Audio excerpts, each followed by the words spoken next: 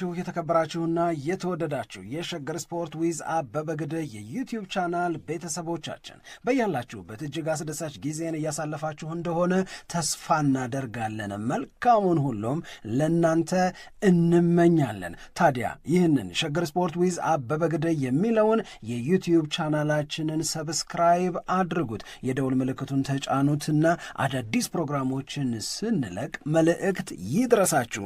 ላይክ በማድረግ እንዲሁም ደግሞ ሊንኩን ለሌሎች በማጋራት በተከታዮች ቁጥር እንድንበዛ የምንሰራቸው ፕሮግራሞችም ብዙ ሰዎች ጋር እንዲደርስ የምታደርጉትን ጥረት አጠናክራችሁ ቀጥሉ እንላለን። እስካሁን ላደረጋችሁልን ድጋፍ፣ እገዛ እና እኛን ለማንቃት ለሄዳችሁት ርቀት በሙሉ ምስጋናችን ትልቅ ነው። በጣም እጅግ በጣም አድርገን እናመሰግናለን።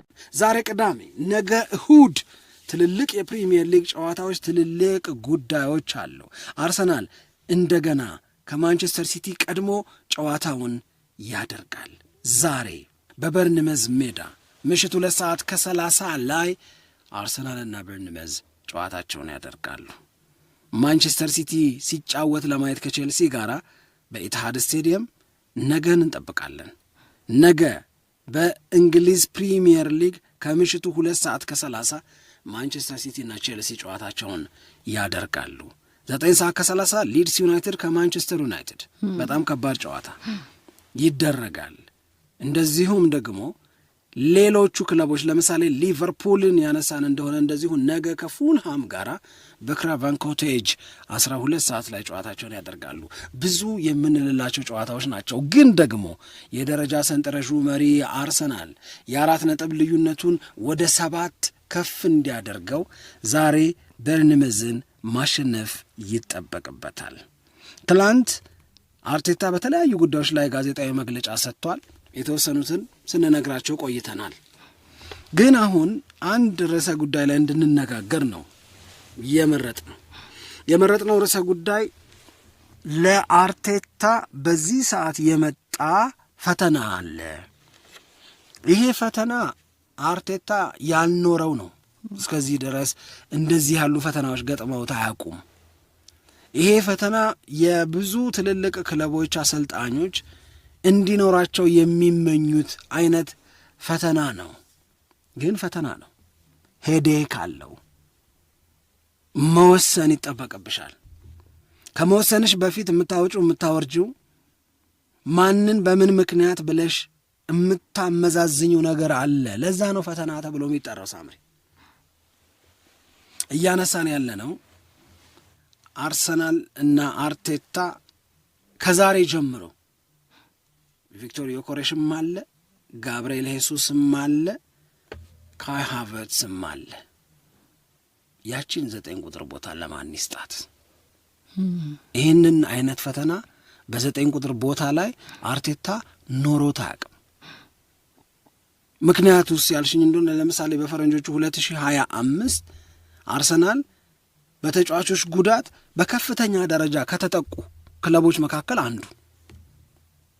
ይሄ ጉዳት ደግሞ ጋብርኤል ሄሱስን 1 ዓመት ነው ያጠፋው። ስለዚህ ጋብርኤል ሄሱስ በሌለበት ካይ ሃቨርትስ ብቻ አማራጭ ሆኖ ካይ ሃቨርትስና ከጋብርኤል ሄሱስ ምናምን ሊል አይችልም። ከዛ እንደገና ደግሞ ቪክቶር ዮኬሬሽ ፈረመ። ቪክቶር ዮኬሬሽ ፈርሟል። ጋብርኤል ሄሱስ ግን ጉዳት ላይ ነው። ካይ ሃቨርትስ አለ። ከሁለቱ ማንን ያረጋል ምናምን ስንል የመጀመሪያው ጨዋታ ላይ ካይ ሃቨርትስ ተጎዳ። ስለዚህ ይሄ ፈተና የለውም ጭራሽ። ካይ ሲኖር ሄሱስ የለም፣ ሄሱስና ካይ ሲኖሩ ዮኬሬሽ ብቻ ነው ያለው። አሁን ግን ሶስቱም አሉ። ሶስቱም ባሉበት ያችን የ9 ቁጥር ሚና የአጥቂነቷን ኃላፊነት ለማን አሳልፎ ይስጥ? ይሄ ነው ፈተናው። አርቴታ ከተወሰኑ ጊዜያቶች በፊት የተናገረውን ነገር እንድናስታውሰው ስለሚገባ እናንሳው። እሱን ካነሳን በኋላ አንቺ የምትሰጪውን ሐሳብ ለመስማት በጣም ጓጓለሁ። የእውነት ለመናገር 9 ቁጥርን ቦታ ለማን ይስጥ? ዲሴምበር ላይ ነው ይሄንን የተናገረው። አሁን የምነግርሽን ነገር አርቴታ ዲሴምበር ላይ ምን አለ? ሙሉ ክረምቱን አንድ ነገር ሲያሳስበኝ ነበረ አለ። ስለሚያሳስበኝ ደግሜ አስባለሁ። አወጣለሁ አወርዳለሁ፣ ቆይ ግን ምንድን ነው የሚሆነው እላለሁ አለ። ክረምቱ ላይ አርሰናል አጥቂ ፍለጋ ላይ ነበር አይደለም? የክረምት የተጫዋቾች የዝውውር መስኮት ክፍት በነበረበት ጊዜ። አሁን ግን እላለሁ አለ ተሳክቶልን የምንፈልገውን 9 ቁጥር ተጫዋች ብናስፈርም ምንድን ነው የሚሆነው ብዬ አስባለሁ ብዬ ጨነቃለሁ። በጣም የሚያሳስበኝ ጉዳይ እሱ ነበራል። 9 ቁጥር ተጫዋች ብናስፈርም ጋብርኤል ሄሱስን ምንድን ነው ማረገው ብሎ ካይ ሃቨርትስን ምንድን ነው ማረገው ብዬ አስባለሁ አለ። አንድ አዲስ 9 ቁጥር ተጫዋች ሳስፈርም በርከት ያሉ 9 ቁጥር ቦታ ላይ ሊጫወቱ የሚችሉ ተጫዋቾች ሊኖሩኝ ነው ብዬ ጨነቅ ነበራል። ይሄ ጭንቀት የመጣብኝ 9 ቁጥሩን ቦታ የሚጫወተውን ተጫዋች የማስፈርመው እዛ ቦታ ላይ ሰው ማስፈረም ስለሚያስፈልገኝ ነው። ግን ደግሞ ካይ ሃቨርትስን በጣም ወደዋለሁ፣ ግን ደግሞ ጋብርኤል ሄሱስን በጣም ወደዋለሁ አለ። በነገራችን ላይ አሁን የምናገረው ነገር ቃል በቃል አርቴታ ያለው ነው እንጂ አሰማምሬ ጨምሬ ሞቅ አድርጌ ምናምን አይደል። በጣም ወደዋለሁ ያለው ራሱ እግዚአብሔር ራሱ ነው። እንግሊዝኛውን ቃል በቃል ላስቀምጥልሽ እችላለሁ። ስለዚህ ምንድነው the whole summer I was thinking if we bring in a number 9 what is going to happen with Gabi Jesus and Kai ይልና I have a lot of 9s ብዙ 9 ቁጥር ተጫዋቾች ሊኖሩኝ ነው። I like them so much በጣም ነው የምወዳቸው እነዚህን ሁለቱን ልጆች በጣም ነው የምወዳቸው። ስለዚህ 9 ቁጥሩን አጥቂውን ያ ማለት አሁን ቪክቶር ዮኬሬሽን ስላስፈረምኩኝ ካይ ሃቨርትስ ልተወው ነው፣ ስላስፈረምኩኝ ጋብርኤል ሄሱስን ልተወው ነው፣ ምንድነው ማረገው ይሄንን ያህል የምወዳቸው ልጆች ብዬ አስብ ነበረ። እና ራሱ ምን ብሎ ይጠይቃል? what are we going to do ምንድነው የምናረገው ብዬ ጠይቅ ነበረ። እንዴት ነው ይሄንን ሲቹዌሽን ሃንድል ማረገው ብዬ እጨነቅ ነበር አለ። አሁን ታህሳስ ላይ እኮ ነው ማለት አሁን ጃንዋሪ አይደለ? አሁን አይደል ያለቀው ታህሳስ። በዛ ወር ላይ የተናገረውን ነገር ዚ አትሌቲክ እንዳለ አስቀምጦልሽ ይሄንን ካለ በኋላ እስካሁን ግን አለ እስካሁን እስከ ይሄንን መግለጫ እስከሰጠበት እስከ ታህሳሱ መግለጫ ድረስ ምን አረጋዋለሁ ብዬ ክረምት ላይ ሲጨነቅበት የነበረው ችግር የነበረው ፈተና አልገጠመኝም አለ። ምክንያቱም ቪክቶር ዮኬሬሽ ፈረመ፣ ጋብርኤል ሄሱስ ግን ጉዳት ላይ ነው። ቪክቶር ዮኬሬሽ ፈረመ፣ ካይ ሃቨርትስ ግን በውድድር ዓመቱ የመጀመሪያ ጨዋታ ላይ ከዩናይትድ ጋር ሲጫወቱ ተጎዳ። እስከ በቀደሙ የቪላ ጨዋታ ድረስ የማች ዴይ ስኳዱ ላይ አልገባም። ስለዚህ ይሄ ችግር አልነበረንም አለ። ስለዚህ በቃ ለናለ የዛሬን ልኑር ዛሬ ያለውን የዛሬውን እውነት እንደሚሆን ላርገው ላለዋል። በቃ እንደዛ ኖራ። አሁን ነው ጭንቀቱ። አሁን ግን ሊኖረው ከሚገደደው አለ ቢረባም ባይረባም አለ። አሁን ግን ቪክቶር ዮኬሬሽ አለ ቢረባም ባይረባም። አሁን ግን ጋብርኤል ሄሱስ አለ ቢረባም ባይረባም፣ ሶስቱም አሉ። አሁን ምን ይሆናል? የምርጫ ጉዳይ ነው የሚሆነው።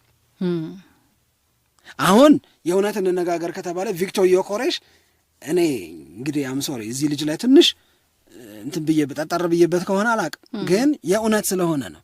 ቪክቶር ዮኬሬሽ ላይ የሚወሰድ እሱን ተቀያሪ ወንበር ላይ የማስቀመጥ ውሳኔ ጭካኔ ይሆናል ብዬ አላምንም እኔ። ምክንያቱም በተሰጠው የመጫወት እድልና ከሱ በተገኘው አገልግሎት መካከል ምጣኔ የለም። ቪክቶር ዮኬሬሽን ከካይ ሃቨርትስ ከጋብርኤል ሄሱስ አስቀድመሽ ከዚህም በኋላ በየጨዋታው የመጀመሪያ ተሰላፊ ልታደርጊ የምትሽበት ሎጂክ የለም። አንድ ምሳሌ ልስጥሽ። ክሪስታል ፓላስና አርሰናል በካራባኦ ካፕ ሲጫወቱ ጋብርኤል ሄሱስ የመጀመሪያ ተሰላፊ ነበረ። በዛ ጨዋታ ላይ 5 ሙከራዎችን አድርጓል። ከ11 ወራት በኋላ ወይም ከዓመት በኋላ ለመጀመሪያ ጊዜ የመጀመሪያ ተሰላፊ የሆነበት ጨዋታ ማለት ነው። ቪክቶር ዮኬሬሽ በ102 ጨዋታ 97 ጎል የሚያገባ 64 ሚሊዮን ፓውንድ ወጥቶበት አርሰናልን የተቀላቀለ ተጫዋች በዘንድሮ የውድድር ዓመት በአንድ ጨዋታ ብዙ ሙከራ አደረገ ቢባል አሁን ያልነውን የጋብርኤል ሄሱስን ቁጥር ላይ አይደርስም። አንድ ጨዋታ ላይ ብቻ ከኒውካስል ጋር ሲጫወቱ 5 ሙከራ ሞክሯል። ከዛ ውጪ ባሉት ግን ቁጥሮቹ በጣም በጣም በጣም ሎወር ናቸው። አንዳንዶቹ ጨዋታዎች ላይ 60 ወይም ከ60 በለጥ ያለ ደቂቃ ሜዳ ላይ ቆይቶ እሱ የነካው የኳስ ብዛትና እሱን ተክቶ ጋብርኤል ሱስ ከገባ በኋላ በሚኖሩት 20 ምናምን ደቂቃዎች ጋብርኤል ሱስ የሚነካው ኳስ አይገናኝም። ኢቭን የቪላውን ጨዋታ ብትወስጂ ፈርስት ሃፍ ላይ ቪክቶር ዮኬሬሽ ምን አይነት ኳሶችን ሳተ። ተቀይሮ በገባ በ25ኛው ሰከንድ ደግሞ ጋብርኤል ሱስ ምን አይነት ጎል አገባ። ጎል ማግባት አንድ ጎል አገባ ምናምን ብሎ የቁጥር ጉዳይ እንዳታረጊው የጎሉን ማማር አንቺ ራስሽ ስትናገሪ ነበረ። ሶ ዊል ኢት ቢ ፌር አሁን ለነጋቢ ሄሱስ ዊል ኢት ቢ ፌር እነሱ እንዲህ ያለ በጣም ፕሮሚሲንግ የሆነ ነገር እያሳዩ ስለ ቪክቶር ዮኬሬሽ አሁን መጀመሪያ ጥቂት ሰዎች ነበሩ ትችት የሚያቀርቡት። አሁን ብዙ ሰው ቪክቶር ዮኬሬሽ አዳፕት ለማድረግ ተቸግሯል፣ አርቴታ መወሰን መቻል አለበት፣ የቪክቶር ዮኬሬሽ አርሰናልን መቀላቀል ዘ ፋይናል ጂግሳ ኦፍ ዘ ፐዝል ተብሎ ይነገር እንዳልነበረ ሁሉ በቃ አልሆነም፣ እስካሁን አልሆነም። ካሁን በኋላ አይሆንም ማለት አይደለም፣ እስካሁን ግን አልሆነም። ስለዚህ ይህንን እናውራበት በአንድ በኩል። በሌላ በኩል ጥሩ ጊዜ ነው የመጣው ይሄ ፈተና፣ ይሄ ቻሌንጅ፣ ይሄ ፕሮብሌም ቆንጆ ጊዜ ነው የመጣው የምንልበት ምክንያት ምንድን ነው? በዚህ የፈረንጆቹ አዲስ ዓመት በመጀመሪያ ወር በጥር ላይ አርሰናል በሁሉም የውድድር አይነቶች 9 ጨዋታ አለው። በጣም ብዙ ጨዋታ ነው ያለው። በጣም ብዙ ጨዋታ ነው። በጣም ብዙ ጨዋታ ኦልሞስት በየሁለት ቀን ተኩል ጨዋታ አለው። ልክ ነው። ከሌሎቹም የሊግ ካፕም ጨዋታ አለ፣ የኤፍኤ ካፕም አለ፣ የሻምፒየንስ ሊግ ጨዋታ አለ፣ የፕሪሚየር ሊግ ጨዋታ አለ 5። አዎ ፕሪሚየር ሊጉ ላይ 5፣ ሌሎቹ ላይ ያው ተወዳዳሪ ስለሆነ 4 ጨዋታ አለ። ስለዚህ ከባድ ወር ነው የጃንዋሪ። ስለዚህ ይህንን አርሰናል ካለው የስኳድ ዴፕዝ አንጻር እንዴት ይወጣዋል የሚለውን እናየዋለን። አንዳንድ ጊዜ እኔ ደስ የሚለኝ ነገር ይሄ ልክ አሁን ባለፈው ሻምፒየንስ ሊግ ላይ ከክለብ ፕራግ ጋር ሲጫወቱ አርሰናል አብዛኛውን ዋና የሚባሉ ተሰላፊዎቹን አልተጠቀመም ነበር። አርቴታ ቀይሮ ነበር ያስገባው። ማለት ቀይሮ ስለ ሁሌ የቋሚ 11 ውስጥ የማይሰለፉትን ተጫዋቾች ነበር የተጠቀመው ጨዋታውን ሲጀምርና በጣም አሪፍ ጨዋታ ነበር። የተለየ ነጻነት የሰጣቸው ይመስላል ለተጫዋቾቹና በጣም በሚገርም ሁኔታ ብልጫ ወስደው ጥሩ ጨዋታ ነበር ያደረጉት። እና የዛ ወቅት ላይ ከሚሰጡት አስቴቶች መካከል አንደኛው ይሄ እኮ ራሱ በቃ ፕሪሚየር ሊግ ላይ ምርጥ በሚባል ጨዋታ ላይ አርቴታ ቢያሰልፋቸው እንዲህ ፐርፎርም ማድረግ እንደሚችሉ ያየንበት ነው ተብሏል። ፕሪሚየር ሊጉ ላይ የተለየ ጥንቃቄ ስለሚያደርግ ያጨዋወት ፍልስፍናው ወይም ቴክኒኩ ምኑም ስለሚለያይ እንደዛ አይነት ነጻነት ያለው ጨዋታ ላይጫወት ይችላሉ። ሻምፒየንስ ሊግም ላይ ቢሆን በከባዱ ጨዋታ ቢሆን ያንን ነገር ይመርጣል ብለን አናስበም። መቼ ያው ከክለብ ፕራግ ጋር ስለሆነ በቂ ነው ሁለተኛ ተቀያሪ ተጫዋቾች ያንን ጨዋታ ቢያደርጉ በሚለው ቲንኪንግ ነው። ደግሞ የሰራ ነው የመጀመሪያ ጋብርኤል ሱስ ተቀይሮ የገባበት ጨዋታ ማለት ነው። እና አሁንም እንደዚህ አይነት ነገሮችን በቀጣይ ጨዋታዎች ላይ ጃንዋሪ በሆኑ ጨዋታዎች ላይ ልናይ እንችላለን ብዬ ገምታለሁ። ግን አሁን ትልቁ የማይክል አርቴታ ራስ መታት የአጥቂዎቹ ፊት መሆንና መመለስ ነው ተብሎ እየተገለጸ ነው። እዛ ላይ ነው እየተነጋገርን ያለ ነው። ግን የእውነት ራስ ምታት ነው ወይ የሚለው ነው ደግሞ የኔ ጥያቄ። ምክንያቱም አሁን ቪክቶር ዮኬሬሽን ቅድም አንተ እንዳልከው አርቴታ ባይጠቀምበት ባያሰልፈው ጥያቄ ይነሳል አይመስለኝ። በእኔ አስተያየት ጥያቄ የሚነሳ አይመስለኝም። ምክንያቱም ጋብርኤል ሱስ ወደ ሜዳ ከተመለሰ በኋላ ራሱ ለቪክቶር ዮኬሬሽ ነበር የመጀመሪያ ድል የሚሰጠው እስካሁን ድረስ። ያንን እድሉን ምን ያክል ተጠቅሞበታል የሚለውን እያየን ነው። ደግሞ መጀመሪያ ላይ አርቴታ በውድ ነው በግድ ነው በየጨዋታው ላይ ቪክቶር ዮኬሬሽን እየተጠቀመ ያለው። ካይ ሃቨርቴዝም ሳይመለስ ጋብርኤል ሱስም ሳይመለስ እኛ ስናወራ ነበር። እነዚህ ተጫዋቾች ወደ ጨዋታ በሚመለሱበት ጊዜ አርቴታ የተለየ ውሳኔ ሊወስን ይችላል። ቪክቶር ዮኬሬሽን በየጨዋታው ላይ የመጠቀም ግዴታ ውስጥ የሚወድቅበት ምንም አይነት ምክንያት የለም። ምክንያቱም ገና ነው፣ በቃ ዴሊቨር እያደረገ አይደለም። ገና ነው፣ ለገና ነው ራሱ ያለፈበት መሰለኝ። አሁን እኔ ሳስበው ገና ነው የምትለው በመጀመሪያዎቹ ጊዜያት ላይ ነው እስከሚላመድ ምናምን ይባላል። አሁን ግን ለዛ ነገር ራሱ ትንሽ እያለፈ የመጣ መሰለኝ። በቃ ተጨማሪ ጊዜ ይፈልጋል እና ያንን ተጨማሪ ጊዜ ደግሞ ለመስጠት እኔ እንደሚመስለኝ ከሆነ ልክ አሁን ተቀይሮ በማስገባት የሆነ ማምጣት የሚፈልገው ነገር ካለ ከቡድኑ ጋር የመዋሃድን ሁኔታ በዛ አይነት መንገድ መስራት ይችላል። ፕሮፌሽናል ነው አርቴታ፣ የሚፈለገው ውጤት ነው።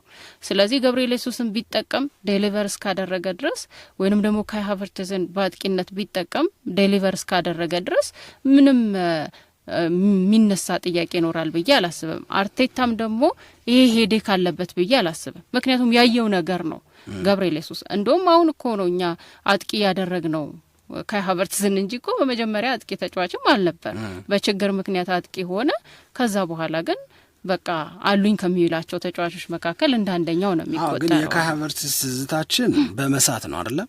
አንዱ ይወቀስ የነበረው ይስታል፣ በጣም ብዙ ኳሶችን ያባክናል። እነዛን ክሊር በቃ የሆኑ ግልጽ የሆኑ የግብ አጋጣሚዎችን ወደ ጎልነት መቀየር አይችልም ምናምን ሲባል ያኔ እንደ ኤክስኪዩዝ ይመጣ የነበረው አሁን አንቺ የተናገርሽው ነገር ነው። እንደ ምክንያት ሲነገርለት የነበረው ይህ ልጅ እኮ አጥቂ አይደለም፣ አርሰናል አጥቂ ቦታ ላይ ችግር ስላለበት ክፍተት ስላለበት እዛ ቦታ ላይ አምጥቶ ኃላፊነት ሰጠው እንጂ እየተባለ ክርክር ነገር ነበር። ለሱ ለመከላከል ይደረጉ የነበሩ ጥረቶች አሉ።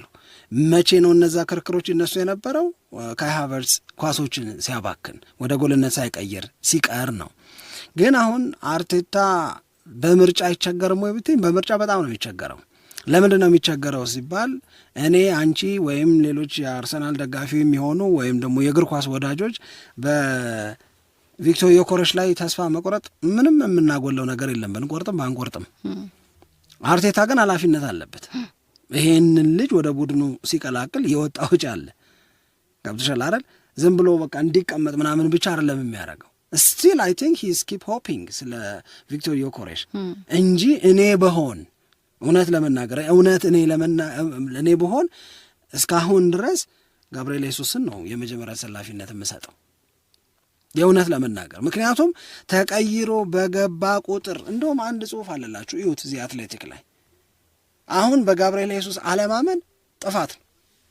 ምክንያቱም ጋብርኤል ሱስ 20 ደቂቃ ሲጭው 30 ደቂቃ ሲጭው አንድ ጨዋታ ላይ እንዳረግሽው የመጀመሪያ ተሰላፊ ማርጊው የአርሰናል የፊት መስመር ሞር ግሬስፉል ነው፣ ሞር ክሪኤቲቭ ነው። የሚያስቆጩ ቢሆኑም የሚገራርሙ የግብ ሙከራዎች የሚደረጉበት ነው። የጋብርኤል ሱስ ፕሬዘንስ እዛ ቦታ ላይ አርሰናልን ቱ ዘ ኔክስት ሌቭል ሲወስደው ታያለሽ። የእውነት ለመናገር ማለት ነው ሞር አደገኛ ነው። በቃሽ በአማርኛ ሞር አደገኛ ነው ጋብርኤል ሱስ እዛ ቦታ ላይ ከማን ይልቅ? ከቪክቶር ዮኬሬሽ ይልቅ። ይሄ ዘለቄታዊ ልዩነት ሆኖ ይቀጥላል ወይ አላቅም። ቪክቶር ዮኬሬሽ ራሱ ማበርታት ግን አለበት። አሁን እያንዳንዱ መለኪያ እዛ ቦታ ላይ በሚኖር ሚና እና ሚናውን በተሻለ መንገድ ለመወጣት በሚደረግ ጥረት በእያንዳንዷ መለኪያ ቪክቶር ዮኬሬሽን እና ጋብርኤል ሱስን ልመዝን ብትይ የጋብርኤል ሱስ ይበልጣል። ቪክቶር ዮኬሬሽ የሚበልጠው በተሰጠው ደቂቃ ብቻ ነው። የተሰጠው ደቂቃ በጣም ብዙ ነው። በጋብርኤል ሱስ በኩል የተሰጠው ደቂቃ በጣም ትንሽ ነው። በእነዛ ትንሽ ደቂቃዎች የሰራው ስራ ግን ከባለ ብዙ ደቂቃው ከቪክቶር ዮኬሬሽ የበለጠ ከሆነ በቃ ይሄ ሜትሪኮቹን ማመን ነው። ይህንን ደግሞ መጠበቅስ አርቴታ ግዴታ የለበትም ወይ? ልጁ አሁን በጣም ጥሩ ወቅታዊ ብቃት ላይ መሆኑ መጠበቅ አሁን ቪክቶር ዮኬሬሽ ጥሩ ሁኔታ ላይ አይደለም ያለው ወይም ደግሞ ጥሩ ላይ ሰማው ይችላል በሚል ለሱ የተወሰኑ ደቂቃዎች ለጋብርኤል ሱስ የተወሰኑ ደቂቃዎች እየሰጡ ቪክቶር ዮኬሬሽን ቀዳሚ ተሰላፊ ማድረግ ጋብርኤል ሱስን ራሱ አይጎዳውም። የሱስ ሞመንተም መጠበቅ የለበትም ወይ? ምክንያት ልትሰጪው ትቻለሽ ለጋብርኤል ሱስ ገና ሪስክ አንተ ላይ ላለመውሰድ ብዬ ነው አሴሰብ ወይም እንደ ተቀያሪ ስትገባ በለጠ አንተን ኢኮኖሚካሊ ለመጠቀም አንተን ሞር ኤክስፖዝ ላለማድረግ ምናምን ልትይ ትቻለሽ። ማሳመን አያቅተውም።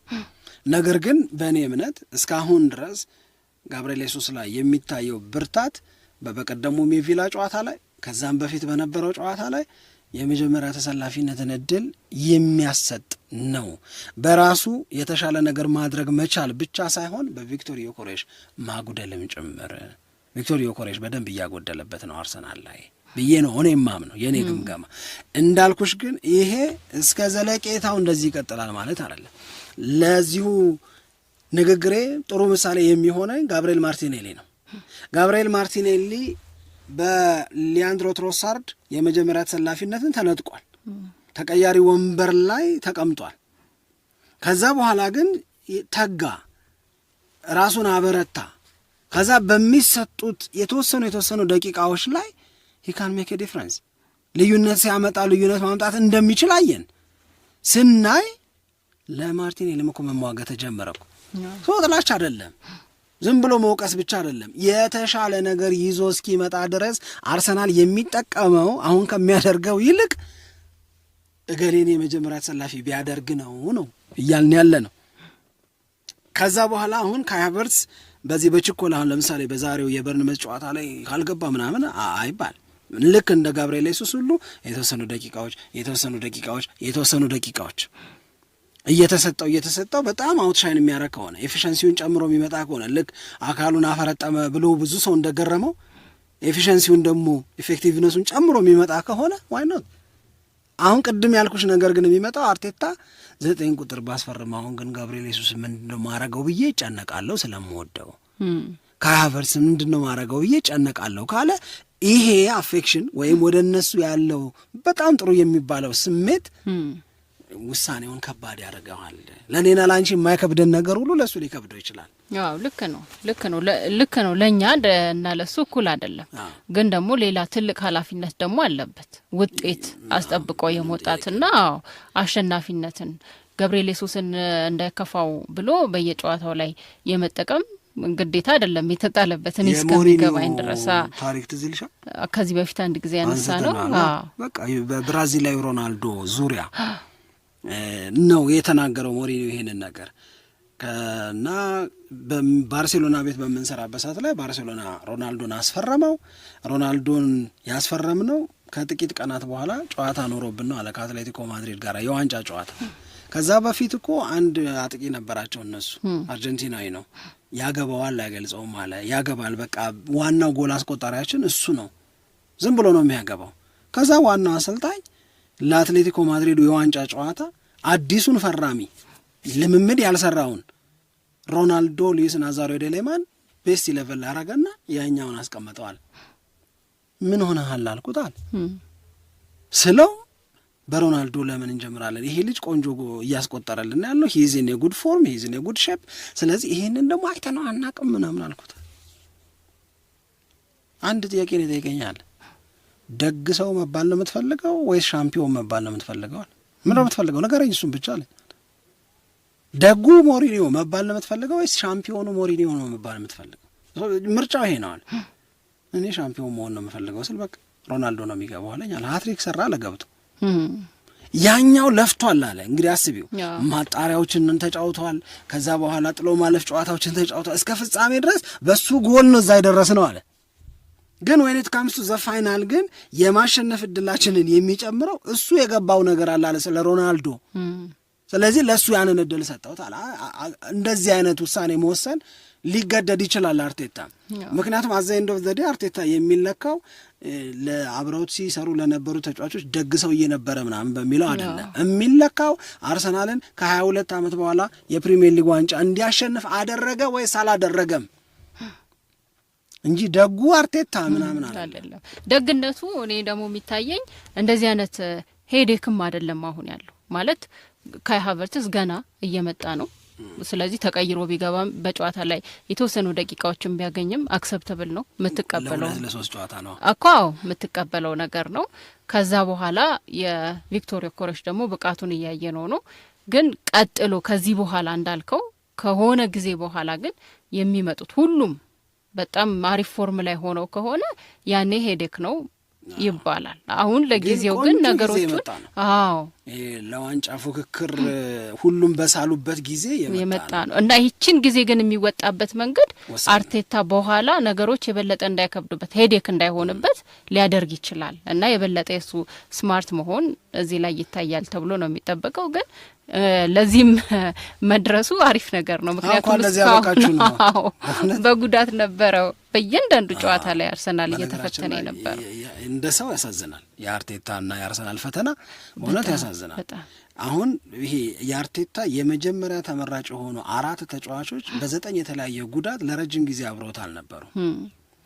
ሌሎች የአርቴታ የመጀመሪያ ተመራጭ የሆኑ 5 ተጫዋቾች በ7 የተለያየ ጉዳት አብረውት አልነበሩም። 5ቱ አብረው አልነበሩም ስትይ 4ቱ አብረው አልነበሩም ብለሽ 9ና 7 የተለያዩ ጉዳቶችን ስትጠሪ ከሃቨርትስና ጋብርኤል ሄሱስ ሁሌም የምትጠሪያቸው ነው አብረው ባለመሆን። ወይ አንዱ ይሰናከላል፣ ወይ አንዱ ይኖራል፣ ወይ አንዱ አይኖርም። እንደዚህ አይነት ነገር ነው የሚሆነው። አሁን ኖረው ማንን ከማን ይምረጥ ነው እንኳን ለዚያ በቃችሁ ነው የምንለው። ግን ዛሬ ነው የሚጀምረው ይሄ ፈተና። ለምሳሌ የዛሬውን ጨዋታ ቪክቶር ዮኬሬሽን ቤስት 11 ውስጥ አስገብቶ ከሆነ 30 ሚኒትስ ለማን ይስጥ? ለካይ ሃቨርትስ ይስጥ ወይስ ለጋብርኤል ሄሱስ ይስጥ? ኦኬ ይህንን የዛሬውን ጨዋታ ካይ ገና እየመጣ ስለሆነ ብሎ ለጋቢ ሄሱስ ሰጠው እንበል። ከዛ በኋላ ሊቨርፑልን ሲገጥሙስ፣ ከዛ በኋላ ባሉት የካራባኦ ካፕ ጨዋታዎች ከቼልሲ ጋርስ፣ ከዛ በኋላ እያለች ስትሄጂ who is where የሚለውን ነገር በጣም ፈተና ያደርግበታል። አሰልጣኝ ስትሆኚ ምርጥ ቡድን መምረጥ ብቻ አይደለም። በነገራችን ላይ ትልቁ አንዱ ኃላፊነትሽ የሚባለው በአንቺ ስር ያለውን ስኳድ የቻልሽውን ያህል ደስተኛ አድርገሽ ማቆየትም እንጀራሽ ነው። ልክ ነው። በጣም ነው የማመሰግነው ስለተረዳሽ። አይ በጣም ልክ ነው። እሺ በጣም አድርገን እናመሰግናለን። ቀሪ ቀናችሁ ውብ ሆኖ እንዲቀጥልም ተመኝተናል። ኢትዮጵያ ለዘለዓለም ትኖር።